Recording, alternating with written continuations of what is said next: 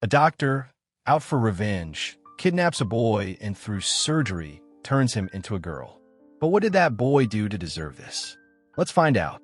The story begins with Robert, a renowned plastic surgeon, giving a lecture at a local university in Spain. Robert explains that only 9 full-face transplants have ever been done worldwide, and he himself participated in 3 of them. After the lecture, on his way home, he stops in front of the hospital. Slipping a bribe to an employee, he takes a bag of blood.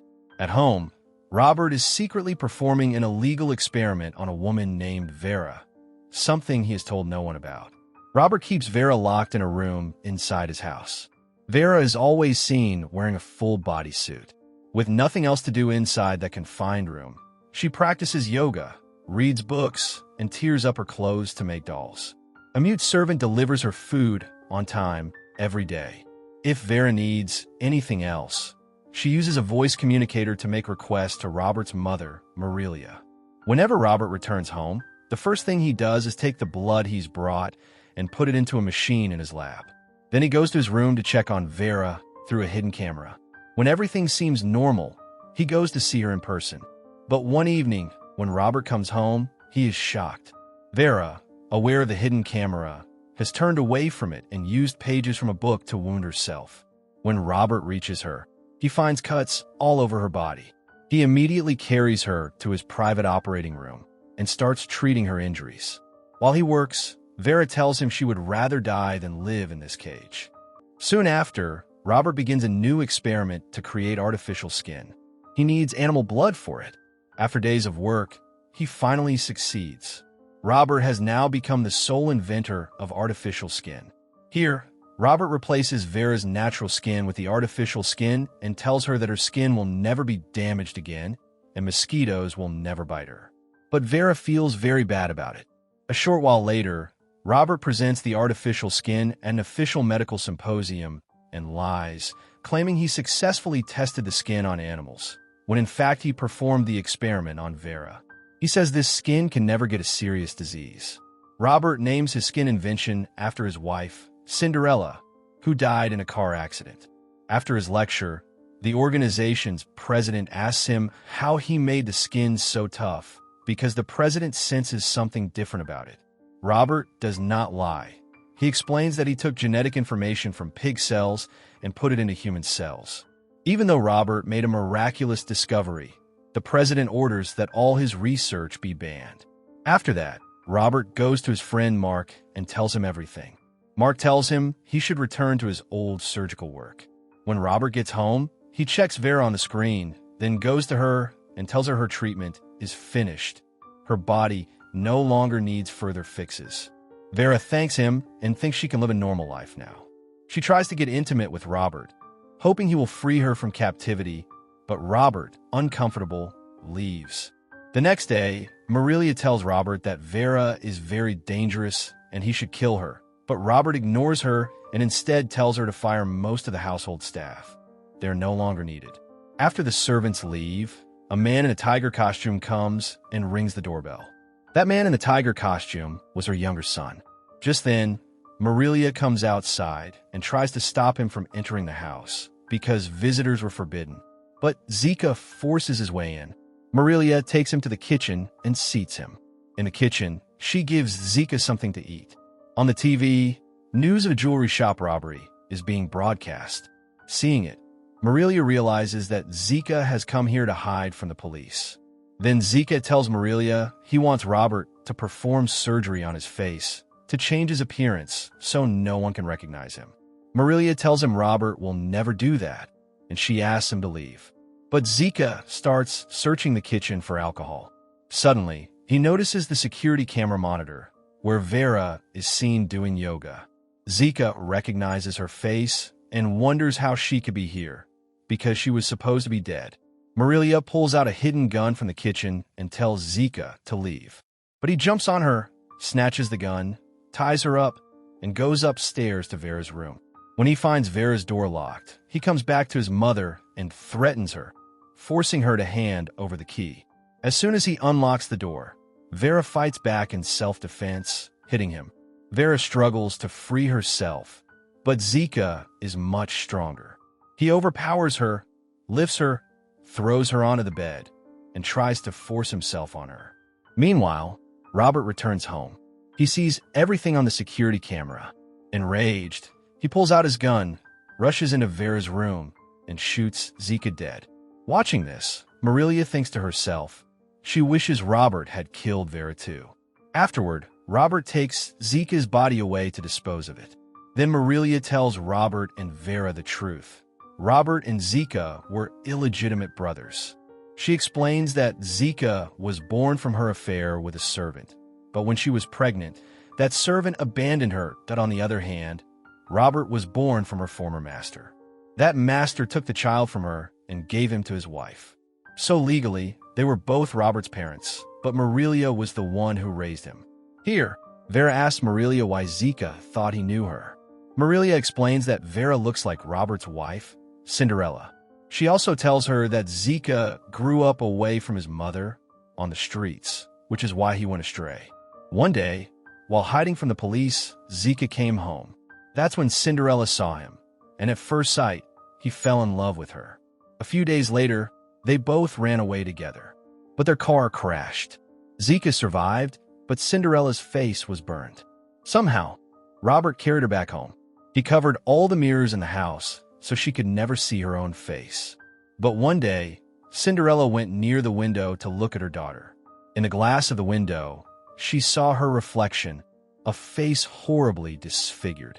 She couldn't bear it. She jumped from the window and ended her life.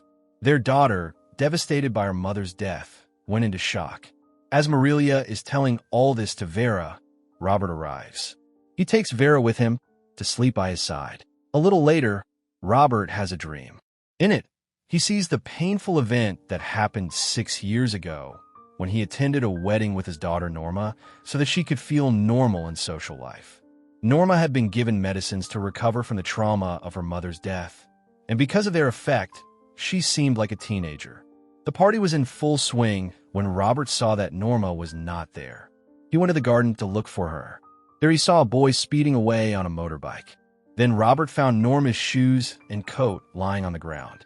He tracked the signs until he reached the spot where Norma was lying unconscious. Her clothes were not properly worn. Robert did not take long to understand what the bike rider had done to her. As soon as Norma woke up, she mistook Robert for the attacker and started screaming loudly. Back in the present, we see that Vera also sees this event in her dream. She sees a young boy named Vicente working with his mother in a dress shop.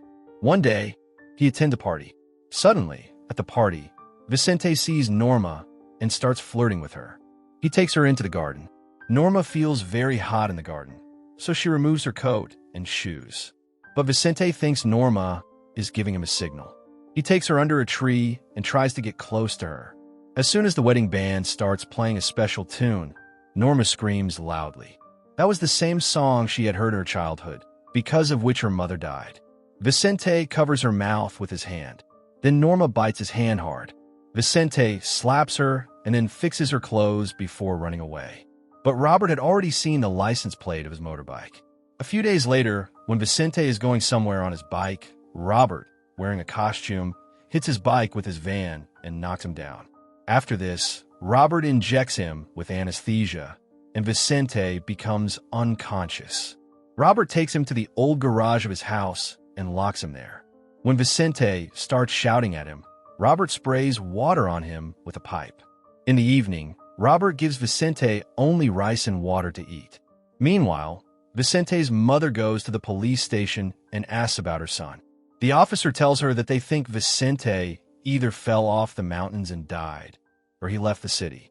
Robert visits his daughter Norma at the mental hospital, but she is still afraid of him. Suddenly, one day, just like her mother, she also takes her own life.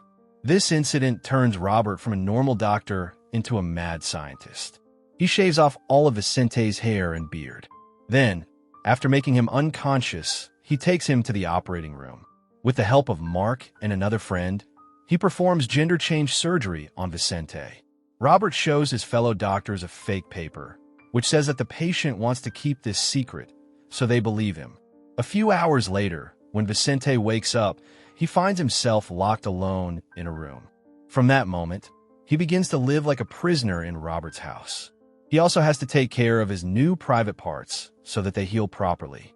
As soon as his private area heals, Robert starts working to make Vicente's body look even more like a woman. He gives him a chest and a high-pitched voice. From then on, Vicente wears a full bodysuit because Robert believed it would keep the new skin safe and help shape the new body. On the very first day in the room, Vicente tries to hit Robert and escape. But Robert had already prepared for this. When Vicente tries to open the door, Robert comes with his gun and threatens him to go back into the room. Helpless, Vicente is forced to return. Now, after a few weeks, Vicente goes through the last procedure of the woman's surgery, where Robert gives him the face of his wife. Here, Robert gives Vicente a new name, Vera. In the beginning, for a few days, Vera tore Robert's clothes and kept resisting him. She hid an eyeliner with her so she could write on the wall about the incident that had happened to her. In the room, she had only a TV from which she learned yoga. After some days, Robert called his mother Marilia to the house so that Vera's care could be looked after by a woman. The story now comes back to the present, where Robert and Vera were living happily. As soon as the two step outside, Robert's friend Mark arrives. He shows Robert the newspaper, in which, among many others, the news of Vicente's disappearance was printed. Since Mark had seen Vicente during the surgery, he recognizes Vera and asks Robert why he lied. Robert tries to threaten him, but suddenly, when Vera comes there, he stops. Vera tells Mark that she gave full consent for the operation. Hearing this, Mark leaves. In the evening, Robert and Vera come close again. But Vera is still in pain from Zika's attack. She goes outside to bring medicine, and at that moment, she also hides Robert's gun and takes it with her. Then she tells Robert, "You have ruined my whole life," and immediately shoots him. Downstairs, Marilia hears the gunshot and comes with her gun, but Vera hides under the bed. As soon as Marilia enters the room, Vera shoots her too. She takes some clothes and money and runs away. The next day, she reaches her mother's shop. To prove her identity, she tells her all the things that only Vicente could have known. Hearing this, her mother is shocked. And with this, the movie ends.